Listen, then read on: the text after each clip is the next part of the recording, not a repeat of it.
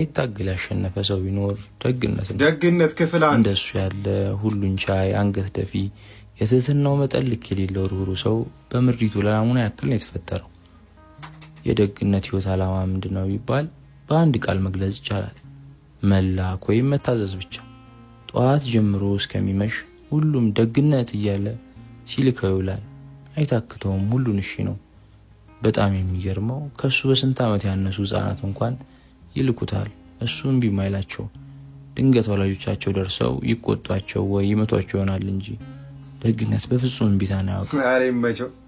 የሚልከው ሰው ከሌለ ደግሞ የሰፈራችን መግቢያ ጋር ቁጭ ይልና ወደ ሰፈር እቃ ተሸክመው የሚገቡ ሰዎችን እቃቸውን ተሸክመው ቤታቸው ያደርሳል። አንዳንዱ ምግብ ይሰጠዋል፣ አንዳንዱ ብር፣ አንዳንዱ ልብስ፣ አንዳንዱ ደግሞ ቢሳቤስቲን ሳይሰጠው የደግነትን ይሉኝታ በመጠቀም አመስግኖ ይልከዋል።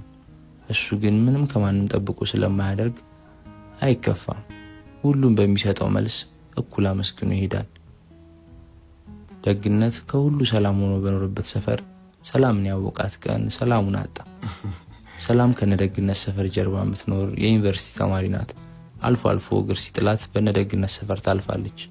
እቃ ተሸክማ ስታልፍ ደግነት የሁሉን ሸክም ማቅለል በለመደ ጉልበቱ አገዛት። ያቺ ገዛው ግን ዋጋ አስከፈለችው። የሰላም የአይን ወዳጅ ከሆነው ጉቶ ጋር አጋጨችው። ጉቶ የደግነትና የሰላም ቀረቤታ ሲያይ አይኑ ቀላ።